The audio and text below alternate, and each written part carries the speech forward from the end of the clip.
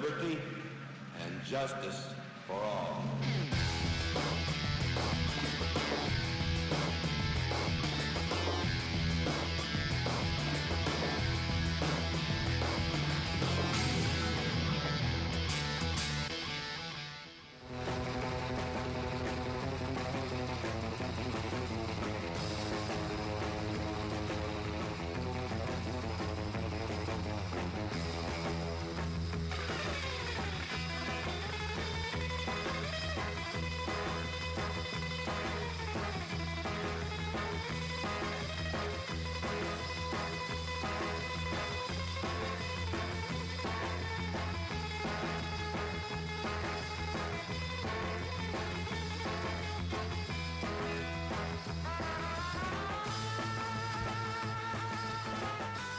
Well, good Tuesday morning, everybody. It is 6 o'clock, and you are now in the game with John and Lance here on 1560 The Game and also Comcast 129. Glad you could join us. A great long weekend.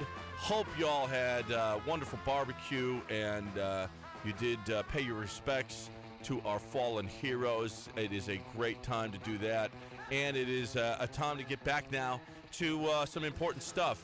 And if Ohio State was trying to, the thought is that on Friday afternoon or during a holiday, you come out with big news that you don't want to be big news. If it is huge, that's the thought. Friday afternoon about 5 o'clock when no one is going to care and you're going to get all weekend to forget about it, and then the talk shows will get back on Monday morning and not think about it. Or during a holiday when everybody is busy doing something else and they just don't seem to care, you come out with your unfortunate news. Well, a little bit of a backfire, I think, for Ohio State in that there's nothing else in the world going on.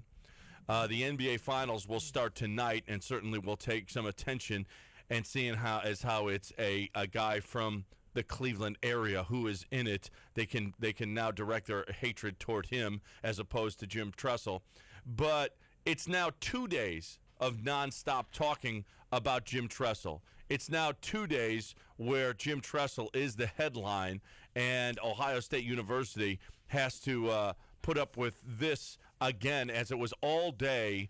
Everybody who had a chance to talk about Jim Tressel on ESPN had their say, and now Jim Tressel is the lead for most everybody this morning on their talk shows or whatnot. Jim Tressel fired yesterday after 10 seasons as Ohio State's head coach. And there's You're more. not going to call it resigns? Well, he was fired. He was asked to resign. Yeah. He was asked to resign. Told to resign, and he would not get any pay. And he would not get any how of does his that, contract. I wonder how that works. I don't want to linger on it too long, but how do you force someone to resign? Well, you say... You got to say, no, you got to fire me, and I want my money. Well, we've had an investigation, Jim, and there's a lot more going on here, and you really are never going to work in this business again if we come out with all the stuff that you did. So I would suggest that you resign right now. You've made a lot of money from Ohio State University. Why don't you just take it and walk away? And yeah, kind of strong arm. Yeah. I guess so. I guess that might be one way that Ohio State could go about it. Well, I never thought he could make it through this. I mean, there was just too much stuff for him to make it through. So, and I never thought. Well, I thought that there was a chance he could resign. I figured they would fire him, and that's basically what they did. It is interesting it's this late in the game, but what other choice do you have? I mean, you can't go on. How can you let him coach another game? How can you let a guy who's been involved in all this stuff coach another game? You can't. You can't. It's too far gone. Ray Small last week and his revelations, and the SI article that came out. Even though Ray backed off of his allegations. Oh, whatever. And you know what they said? They said, well, we've got the recording of it if you guys want to hear it. You can back off all you want, Ray. That is such a huge it's such an incestuous situation over there at Ohio State where everything is it's its own gigantic entity where you get pressured in and out. What happened with Kirk Herbstreit and his family moving because of all the pressure he felt. Jim Tressel, obviously things were going on. According to Kirk Herbstreit, when they talked to him about it on Sunday, he said, I think Jim Tressel's a good guy. I support Jim Tressel. He said, I think it got away from him, and I think he was trying to defend his players and yada, yada, yada.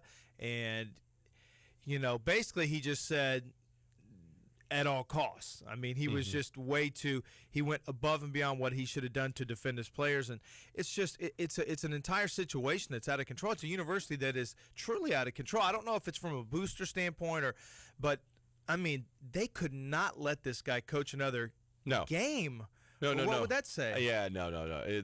Once this all came out, the cover-up came out and everything else. To me, the cover-up, and it's a lot like Nixon or Al Capone, is they got him for the tattoos and the cover-up of the tattoos. But this is a program going wild. It is out of control, the Ohio State program. Jim Tressel has been leading this way. And to me, Luke Fickell, naming him, I know that he was the interim coach. He was going to take over for the 5 games that Jim Tressel was going to be suspended. But how can you put Luke Fickell in charge of the university now? Are you telling me now there's a bunch of cars and SI is coming out? This is a program that was out of control. Well, what would you do? You got to get somebody new. You can't. You gotta There's not enough time. There's just not enough time. You're gonna have to go with the Goth staff. It's just not enough time. Well, for next season. But you know what? He keeps that interim tag. You know what? During next season, you can. Or what about Urban Meyer? Well, Urban Meyer, 2011 is Fickell. 2012 starts Urban Meyer. That's a done deal. Yeah, it's over. Well, and not like that. It's not going to be Fickell. You have to go Fickell this, or someone from his staff this year. Probably. It's June. But I'm not taking that interim tag off of Fickell ever, because he can't be. You know what? It's not like he didn't know that Terrell Pryor was driving 6 different cars while he was at Ohio State. He didn't know that. What was going on with Ray Small? Not only Ray Small, but this SI article is allegedly going, or has, I haven't read it yet. It's out, I guess, this morning. This SI article just talks about a program that's just out of control. Just out of control. If you're Urban Meyer, why would you take the job? You know sanctions are coming. Yeah. Why would you take that job? Well, you know what? That's actually a great question. Because it is one of the top 5 jobs in all of college. Yeah, but you don't want to clean sanctions that could look. The sanctions here could last as long as, especially when you talk about scholarships, which no coach, including Urban Meyer, is going to want to deal with scholarship restrictions. That's why Fran bolted from Alabama when he did. You could be dealing with 3 to 4 years of scholarship restrictions. You probably should be. Yeah. I don't know that is going to be at the top of Urban Meyer's list of things that he wants to try to do is win with limited scholarships. But it is a job that is a highlight job. You can win a national championship there. You're in a big conference. It's not a conference that's overly difficult, quite frankly, if you really want to look at it from a football standpoint. Michigan has been down. Now, if you're Brady Hoke, you're sitting here just thinking, this is our shot, man. This is our time to come on strong and make some noise. Wisconsin, Brett Bielema, maybe Ohio State is getting ready to tank. Maybe they're getting ready to tank by Ohio State standards and what Jim Tressel has started, and even John Cooper. Maybe they're getting ready to take a big step back because the eyes are going to be on them the spotlight is going to be so bright on them, they're not going to be able to get away with anything. Yeah. And if that hurts in recruiting, if that hurts with whatever, there's going to be other teams in the Big Ten ready to pounce. I don't know. I would assume that's going to be Urban Meyer's job if he wants it, but maybe he won't want it. Maybe Dell's right. Maybe he wouldn't want a job that's going to be that ravaged by the NCAA, because they may not believe in the death penalty anymore, but they are definitely, and especially after what happened with USC, this is going to be worse than USC. Yeah. Look at them. It already is. Well, as a matter of fact, we'll talk to Charles Robinson from Yahoo at 7:35. He'll join us. He broke the USC story, and he was one of the first to have the Jim Tressel story as well.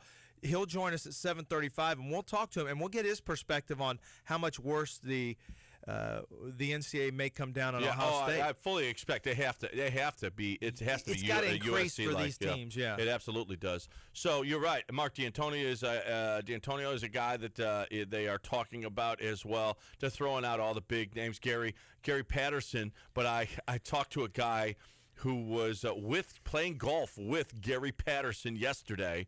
And I said, is he now the next Ohio State coach? And they laughed. But ESPN is going to throw out, obviously, the biggest names. This may be a situation like a lot of jobs where where guys are going to go, it's maybe the third or fourth choice of Ohio State, even though it is, like you said, even though it is one of the best jobs in all of college football, these sanctions that they're going to get from the NCAA might hinder people from going there. Del, besides Charles Robinson, we got a busy show. We got Wayne Graham going to join us today. He will be later in the show at 9:55. Wayne Graham will join us. And also Peter Gammons, obviously, we have him every Tuesday. Will be at 8:30 as Tuesday well. today. Today's Tuesday. I can't wait to ask him about Bartolo Colon. The Bartolo Colon story is a really good baseball story. Did you see what he was doing yesterday? He was popping a mid at 95 miles an hour in the eighth inning. Yeah. 95. Looks as fat and sassy as he ever has. I mean, it's not like, boy, he's really leaned down. Oh, he's on steroids. He's a big old guy like he always has been. Body type's the exact same. Was out of baseball for 2 years. Pitched well in the Winter League. The Yankees, despite the fact that he was a guy that was a known commodity who was an older guy, they said, you know what, who cares if we already know who he is, who cares if he's older, let's bring him into, he looks good right now in winter, let's bring him into camp and let's see what he's got. And he looked good in spring. They kept him. He's 3-3 right now, but it's a good 3-3. It's a very good 3-3. 84% of his pitches are fastballs now. He didn't mess around. He leads the major league by a staggering percentage. 84% of his pitches are fastballs, and he's locating them.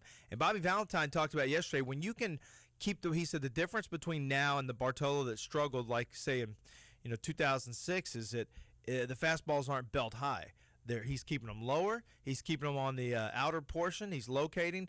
And watching him pitch, he looks just like he looked when he was with Cleveland. I mean, he doesn't look any different, and he's up there in age now. I think he's in his late 30s, and he is gassing it. It looks very good for the Yankees.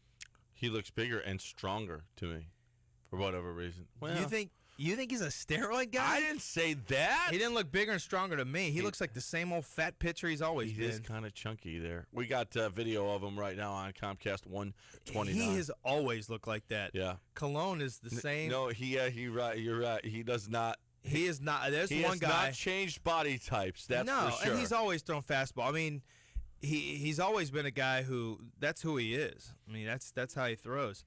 I mean, look at this. That's what he looked like with the Angels. Same old fat guy. Just a fat. And you know what? That fat guy can deal. Well, he's locating his pitches, which And is the what you have to. Astros go into Chicago, and what do? Just win. It's what they do. Our Houston Astros winning again yesterday. 12-7 was the final. Again, because didn't they get swept? Yeah, but that was before, Del. I'm talking about the new So Astros. now can't be swept is out Okay, the door, are right? the Astros the worst team No, in the the major leagues? the They're Twins are the worst. That's right. They're the second worst. That's correct. It's The Twins are well, the it's the worst, worst yeah. national league, but they're Honestly, though, it's turning into a race. if the two teams played a series, I favor the Twins. Just because. you'd have to. Of course. You know, they still have the same rotation. Yeah. Baker and I don't know who else is Pavano, and they still got the same guys. They win the American League Central with every year, and yet they're in last place this year, and yet it's last place for them. And you know what? If those guys are going up against the Astros, I don't know. It's kind of scary. I think that one's a scary one. All right, let's get some calls in here. 713-439-1560. 49 quickly in here before we get a break. Hey, 49.